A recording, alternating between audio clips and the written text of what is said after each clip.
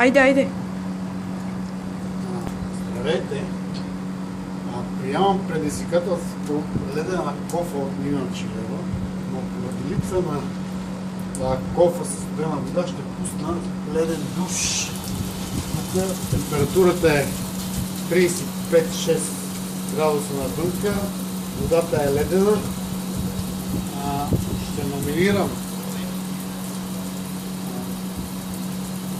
Радина Чилева, Саня Трайкова и Тереза Трайкова да изпълнят ледена кофа, където намерят за добре 24 часа. до по 24 часа. Направо водата е ледена, навънка температурата може да видиш може би 37 градуса, страшна жега. Така, това е, поради липса на кофи тук в този хотел, ще нямам предизвикателство. Ще го направя с